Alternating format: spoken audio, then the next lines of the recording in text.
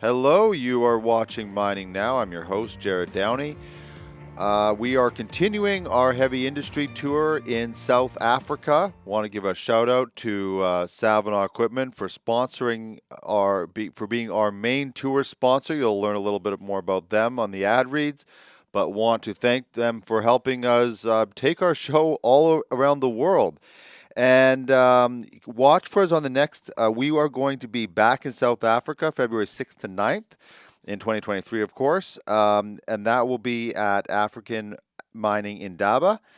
And we'll also be sooner than that, November 2nd to 4th in Sydney, Australia. So if you're watching from any of those countries and you want to be on our show, let us know. And coming up in just a couple weeks, we will be at MIMO with CIM, who is our partner on the show. So watch for that and let us know if you want to be a part of it.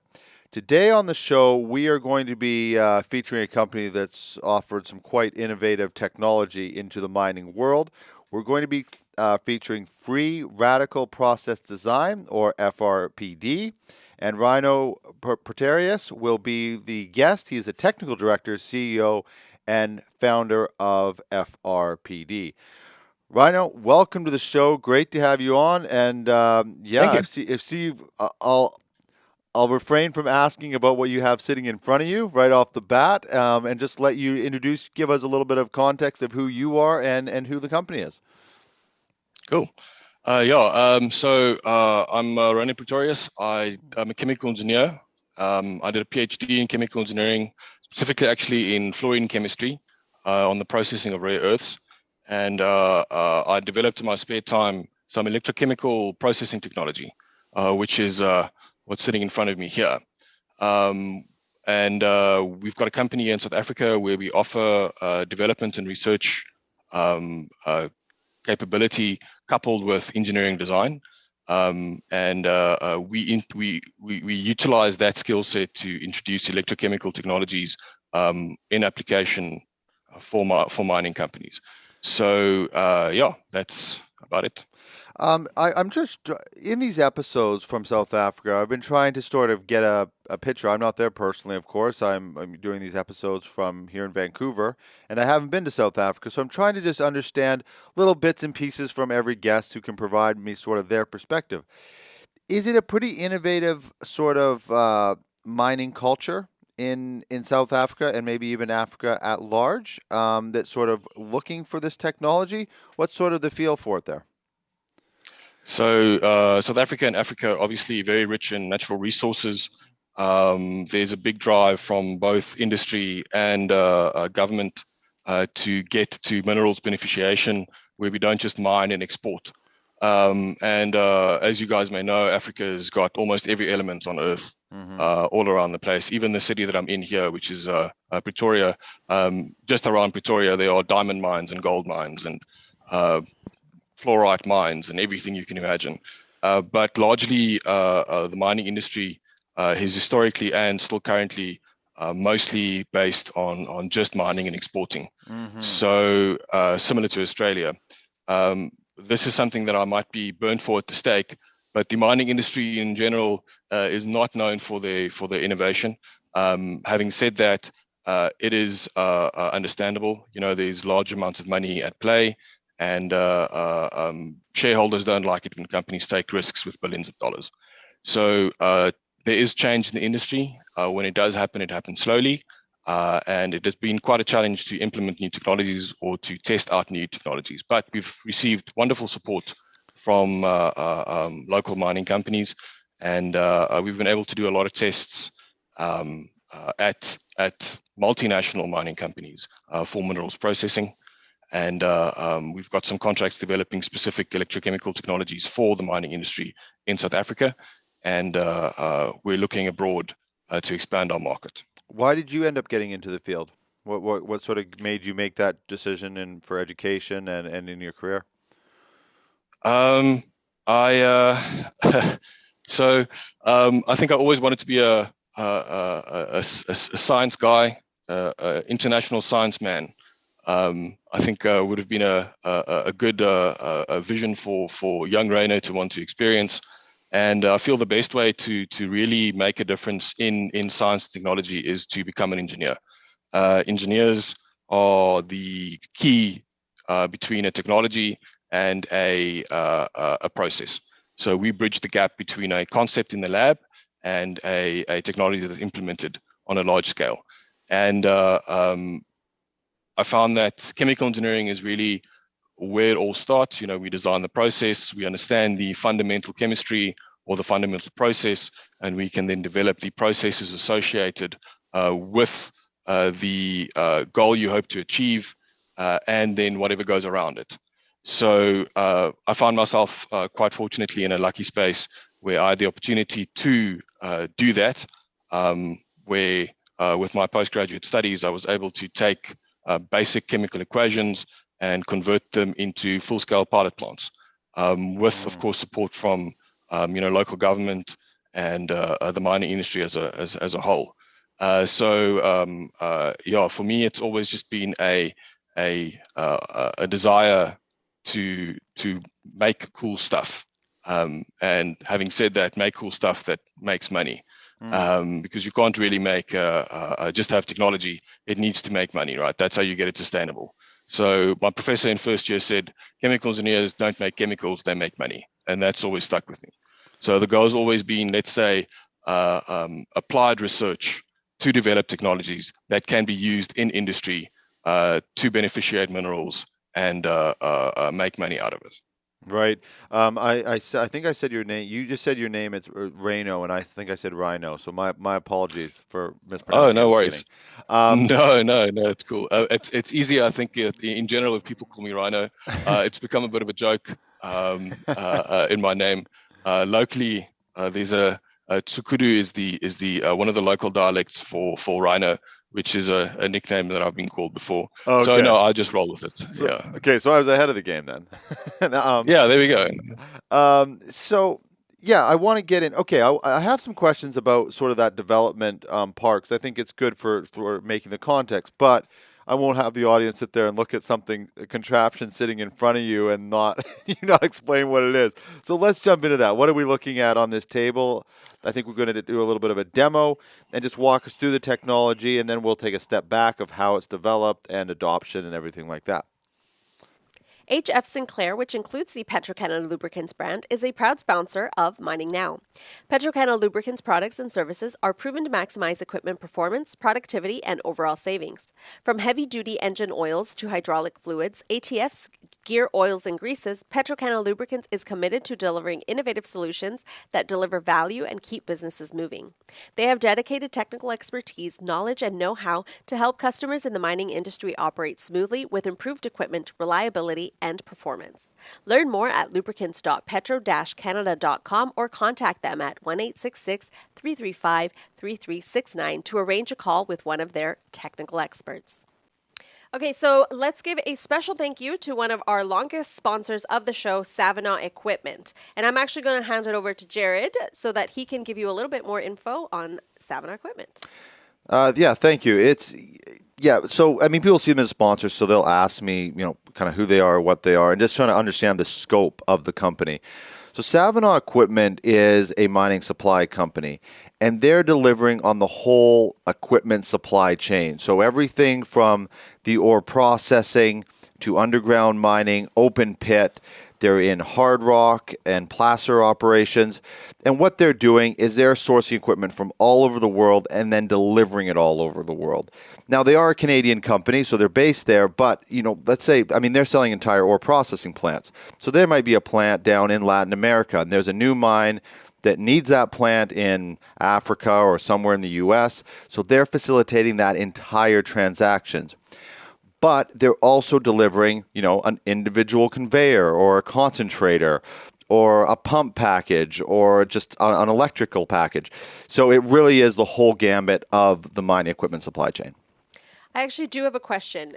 I know you mentioned, they take care of the purchasing, the shipping worldwide.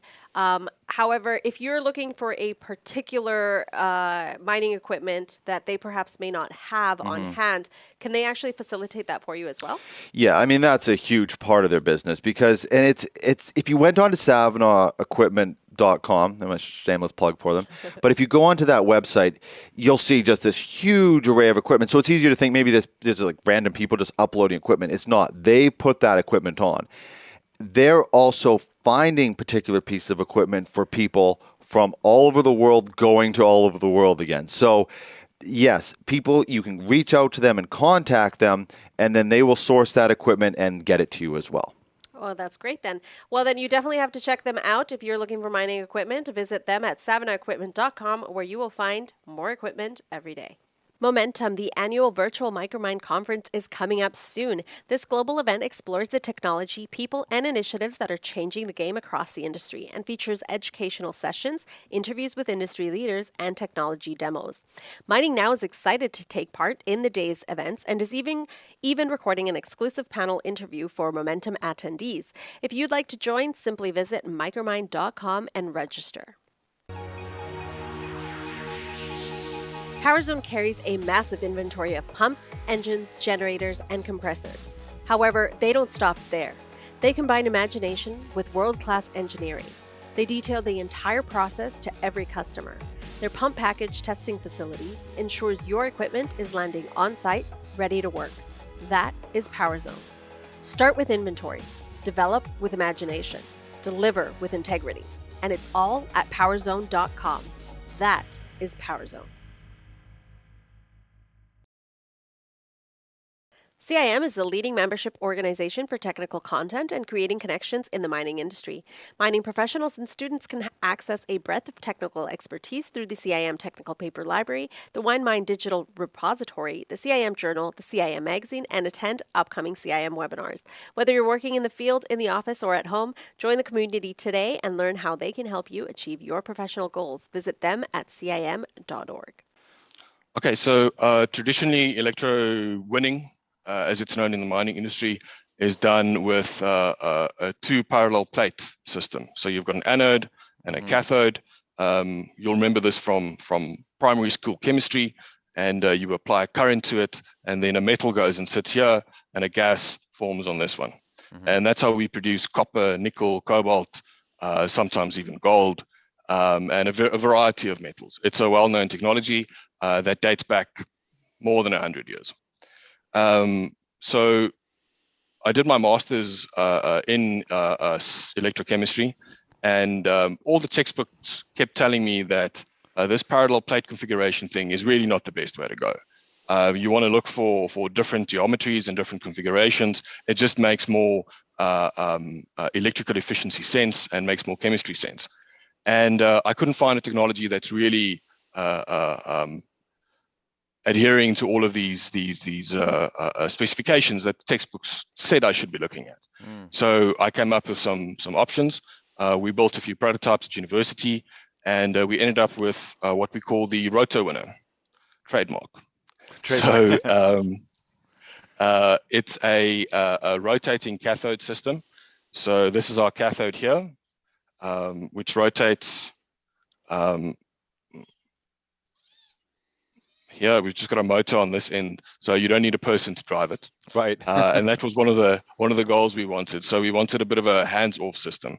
So traditionally in the parallel plate system, you've got to get overhead cranes that lift up this electrode, move it to what they call a cathode stripping plant, and over here hydraulically the copper, for example, product is removed. By having a rotating cathode system, we're able to plate a metal onto the rotating cathode. And as it rotates, we can scrape it off with our scraper system here. Right. So we've got an anode on the back here. So if I turn this around, this is one of our prototypes that we use in the lab for sample testing from clients. So we connect one side of the power supply to this end, and then we connect the other supply or the other end of the power supply to this end, which makes this the positive and makes this the negative. So your metal sits on this end and gets plated onto here. So if you plate the metal out, they call it electrowinning. We've come up with some other applications for specifically electrowinning or electrochemistry using a rotating cathode. And one of them is, for example, water treatment.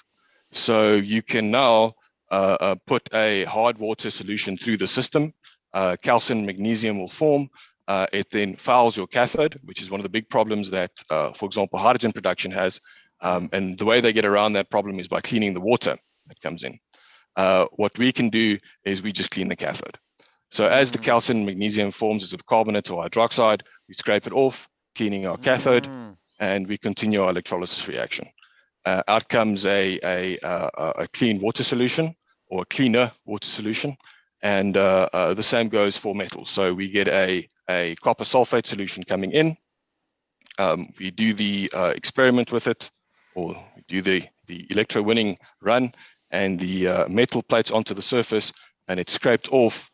And depending on the conditions of electrolysis, we can produce either sheets, or what we would like to call them foils, or we can produce fine powders, or we can produce flakes, depending on client demands. So there's a big demand in metallurgy at the moment for powdered metals for 3D printing, either as an additive into the plastic that you 3D print, or for actual 3D printing from a metal. So it opens up some very interesting options. I've got an example here to show you of the metal we can produce. Okay. So this is copper foil that we produced at one of the local platinum refineries after a test campaign. So this is a sheet of copper that's produced, and this was of course produced on our much bigger system. So this is, as I said, a little desktop unit. We've got units that are about 1.5 meters in length and scaled accordingly in diameter. And we produce these. I want to cut myself on these. This is a sheet of copper that we produced. You can roll it up nicely like this and transport it to where you want to. So it becomes ideal for smaller systems because it's a modular design. We can move it around. We can containerize it, and we can place it anywhere. So we can put it up into the center of Africa, where we can mine where cobalt's mined, and we can produce cobalt as a foil, or we can put it in a bleed stream for for example, a local refinery that's not a primary copper producer, so it's not really important for their bottom line. But if you have a small enough system that's not capital intensive, you can actually produce quite profitably. So for us, it's a scale out instead of a scale up methodology. On the same system, we've been able to produce copper, nickel, cobalt, zinc. We're working on a gold cell.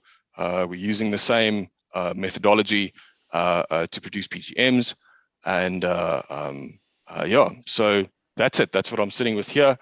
And I hope that's clear enough. No, it's any, actually any questions you have on that? It's quite helpful. Well, one thing I wanted to understand is just going back to the beginning. You mentioned how the overhead crane systems and that. So is this sort of one of the first innovations in this part of the process? Has there really been that much standout innovation? I mean, we've done some episodes about robotics and things like that have been pretty amazing in this space. But this particular system, is there much in comparison, or is it pretty sort of cutting edge or has it changed much over the last, let's say, 100 years? It hasn't changed much. There's been a lot of innovation in the optimization of existing systems. So having better removal systems, increasing your mass transfer by increasing your flow, altering your current density. But it's the age-old, in my opinion, the age-old engineering trap of optimizing a flawed system.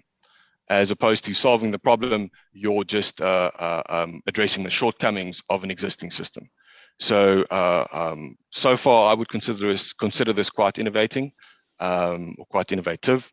And a lot of people have toyed with the idea over the last 100 years, but no one's been able to get it right. And it's really I think we just came in at the right time, where we had the materials construction and processing knowledge that combined together. So 100 years ago, there wasn't a high density polypropylene scraper that we can use, and we didn't have as many options for electrodes, and motors weren't as widely produced. And back when energy was cheap, there was no real reason to change an existing system. Right. So if the system works, why change it, right? Right. So yeah, it becomes very obvious when you actually see it in action. And when I speak to prospective clients and they hear what we're doing, they all say, "Oh yeah, we always wanted to do that. We should have done that ourselves. But I see you have a working system. Design and build us a system that can cater to our needs." Right. Well, I think that's So, something you've come in at the right time as well. Is that the mining? And I've had some people that are very much have a good tune, a very tuned ear of what's going on in the industry. Is that someone was just describing that the industry used to focus on hiring engineers internally and they develop their proprietary systems and all that, and now they've realized, okay, this is not working anymore. So now they're looking a lot more out there. They're bringing on CTOs to oversee the adoption of technology and things like that. So that right there, that shift in the industry really has put you in a good spot, I would think. yeah, and we're getting very good feedback from industry on that. I think it's if you're tasked with make sure that this chemical plant produces as much as possible of this chemical at as little as possible cost, you end up developing a little bit of tunnel vision. So that's what you see and that's what you focus on.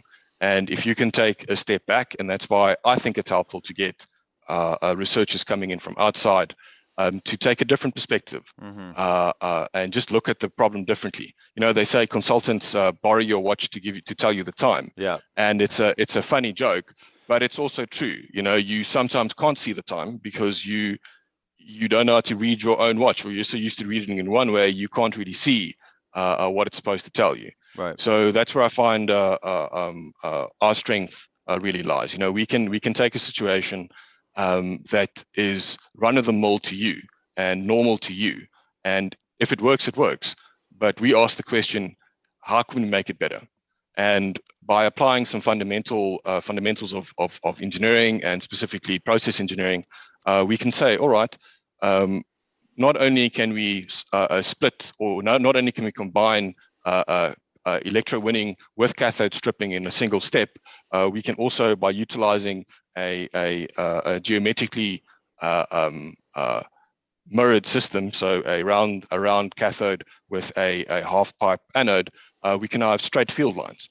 And straight field lines prevent current density concentrations on funny points in your electrode, which means you get even production all over your electrode. And as soon as dendrites form, we can scrape them off. So it's really just, I feel, taking a step back, looking at the problem a little bit differently. And if I can steal a phrase, it's a root cause analysis. What is the real problem that you're experiencing? And we try to address that problem. So like I said earlier with the water, is the problem that the water is dirty, or is the problem that the cathode gets fouled? Right. If the problem is that the cathode gets fouled, clean the cathode, don't clean the water. Right. Is that the modular side of it, being able to sort of that? I'm assuming that means sort of a plug and play, shippable in a container, those types of things. How key was that in the development? Because I guess you could make this bigger, right? Or is it sort of is it modular by defect or by design? I guess is what I'm asking. No, modular by design. A large by default. Sorry, not significant. Defect. Yeah, wrong word. So a significant cost in any new project is the engineering cost. Mm-hmm. Okay, so for example, if you want to make a pump, build a pumping station, you can just say what pumps are available, and the engineers can design sort of the housing of it and all the pipes that come into it. But in the end of the day, we've got so many pumps around on Earth today and so many pump suppliers, we just pick a pump off the shelf. But imagine for a second that you have to design that pump specifically for that application. Not only would the capital cost of the mechanical cost of the pump be much higher, it might not work as intended, and you'll need a lot of engineering work that goes into that beforehand. And you'll see that typically when designing and building a plant, 30%, sometimes of the actual capex outlay of the plant will go into engineering. So by modularizing a system, we've turned what is traditionally a design as a fit for purpose solution into you need 10 cubes per hour. We know this system can, for example, do 1 cube an hour, so we have 10 now. So we cut down on the engineering requirement of the new plant that we build. And as I said, for Africa, the requirement is sometimes you need to be mobile. Sometimes you need to build the whole system into a container. And until we did it, as far as I'm aware, no one was able to build an entire electrowinning plant into a container. So now you can send your whole system up into the DRC, Zambia, Tanzania, where there's a road and solar panels, as opposed to having to ship up an entire crew of people to build a plant. So we can build all of these systems locally, put them into a shipping container, and move the whole plant there. So that's a big trend in the industry at the moment. I think the term that they've coined is scaling out instead of scaling up. So instead of making it bigger, we just put in multiple ones. Right. Now there are obviously trade-offs and advantages and disadvantages. If you make this thing 100 times as big, you've got one motor to maintain. Where if you put in 10 of these or 100 of these, you've got 100 motors to maintain. Right. So there are advantages and disadvantages. And we've tried to cater for a lot of the probable wear locations and situations that we know we'll encounter, and that's why our test campaign was so important. So we, for example, designed in wear parts that we know will wear. So the scraper we know is a wear part, and we can then supply the client with scrapers to repair on site, which makes it a lot easier as opposed to saying, all right, well, this whole thing's going to come back to the shop to get fixed up, or you need specialists to come in to do it. Right. So there are advantages and disadvantages, but I feel specifically for remote mining, new mining, smaller operations, maybe mines with a shorter life of mine, which before couldn't justify the capital expense of putting an electrowinning plant. Now you can say, all right, well, we don't have to keep this plant here for 20 years. We're going to mine for 11 years, keep a plant there for 11 years, and when we're done, we just ship the whole electrowinning system to our next site. And that becomes very important when you start looking at, for example, tailings dam treatment. There's a set volume of stuff that you need to treat. Put a system down, treat all the tailings, and move on. You can't have a 4-story building built with electrolysis, with overhead cranes, with all the support logistics around it to justify a body of water with valuable metal elements in there that will only take 4 or 5 years to treat. Right. Did I was going to ask about things like net zero are a key element here that we've been talking about a lot, and I think that's only going to ramp up more. Things like solar power, wind power, is that a sort of a feasible power source for your units? So yes and yes and yes. So if you look at the big problem with solar, right? So you've got the sun in the morning, not so strong. We've got the best sun in the world here, but it's only really good for, let's say, 8 hours, and in the middle of the day it's at a peak. Right. So to utilize that power effectively becomes very difficult. You have to start putting in batteries. Now, a battery is essentially an electrochemical cell. So what you do is you apply a DC current, which is directly off PV solar, and that converts a metal ion, for example, in the zinc acid battery, into zinc. And as you discharge it, you'll turn that zinc back into a zinc ion. And the electrons that come off there then go back into the grid. And that's how your little penlight batteries work in your flashlight or whatever. So it's an electrochemical reaction. So my argument is, why charge a battery if you can make a metal? Because the metal is worth much more than the electricity you can sell out of the battery. So specifically for PV solar, this becomes ideal because electrowinning requires a DC current. So we can put in a PV solar farm to run an electrowinning plant. We just need very big cables, of course, because it's DC power, but that can then tie directly into the electrowinning system. And the great thing about this is as you get your peak during the day, your current density will go up. If your current density goes up, your reaction rate goes up. So how do you cater for that in a traditional system? You can't. But with a rotating system, you just rotate faster. So you just produce your product faster and you take it off your cathode faster.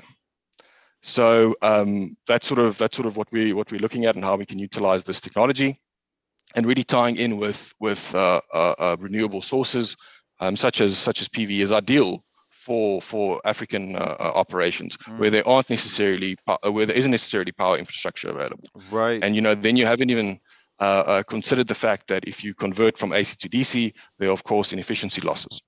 So if you use DC directly, then you win.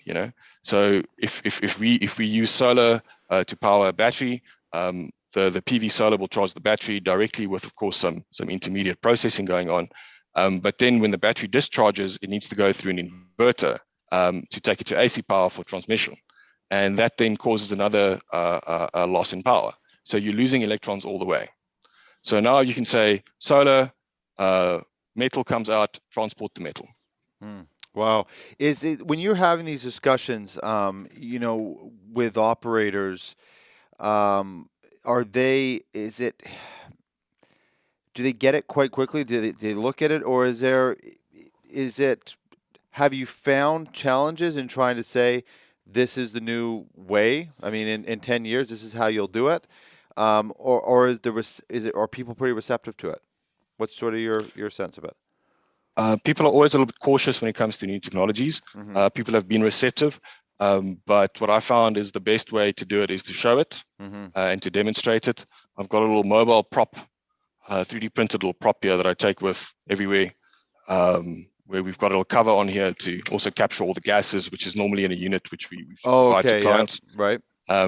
But it helps to show how the process works. And then if the client is open to innovation, we normally do a small lab scale test, normally in a beaker, and then we move to one of these units and we demonstrate, and then we move on from there. It's a tiniest process and it takes a lot of resource to do it, but I can do all the mathematics that I want, draw all the pictures, have all the animations, and make you all the promises until you've seen something you can touch. You don't really believe it. Right. So I feel that's the sort of that's always been my approach. Have something that people can touch and understand. So for us to get into a peak shaving situation where we can integrate the system into a solar system and utilize a stranded energy for metal production, that's really up to the client. We try to modify our technology to fit client purposes. And as a startup, we're still young and agile, and we can adopt. We're not inflexible to requirements. But having said that, the execution of, for example, a solar system integrated with one of these is something I'd love to do. So if there's anyone out there listening who wants to do it, give me a call. But it normally takes a little bit of time to convince people to put down the money for it. And that's typically why also we like to have a containerized, we've got a 40-foot container with 6 big units in them, with the entire balance of plant built in that we can plop down on your site. We need compressed air, we need water, and we need electricity, and Bob's your uncle. There it goes. Wow. So that always helps to demonstrate what we can do. What is, just to wrap up the interview, what's sort of next for you as a company? What are the goals, let's say, in the next year, next 3 to 5 years? So we hope to develop this into we want to develop our company FRPD into an OEM supplier, so original equipment manufacturer supplier, where we can produce units to client needs, specifically to and with engineering capability, of course, to design and modify to exactly give the clients what they need. So we want to be an equipment supplier, and we want to have a global footprint. And we want to make sure this technology really gets utilized wherever possible, and hopefully improve the improve the living conditions of people on Earth by doing it. I think this can play a big role in battery metal production. So getting nickel out, getting cobalt out, manganese obviously it won't work for, but lithium applications are also on the horizon. We've sold a unit recently specifically in battery applications. And we hope to grow that to become a critical partner in this battery application market. And of course, if we can help to develop minerals in Africa, so that we don't have just laborers digging holes in the ground and then selling their bucket loads of ore to international consumers, we can actually create jobs and opportunities for people to do beneficiation locally. That's really something that we strive to do here. Well, I certainly thank you for coming on the show, and I have a feeling this won't be the last time we talk, because you've definitely developed, but there's obviously a lot more that you're going to do in the next few years. So, thanks for coming on the show, and yeah, it's going to be exciting to follow every guest I get. I always follow them on LinkedIn, so I get to watch them develop, and we've been going a few years, so you see companies going quite the journey. So I'm looking forward to it. Great. Thank you very much. Thank you for the opportunity. Thank you, sir. Great to talk.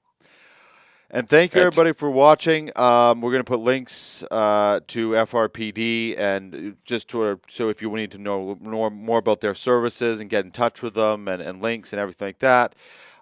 Thank you for watching, everybody. We're just having a ton of fun doing these shows in South Africa. If I look a little bit tired, it's because we are doing these episodes in the middle of the night and early mornings, but that's part of the fun of doing a heavy industry tour. So thank you again for watching. We will see you on the next episode of Mining Now.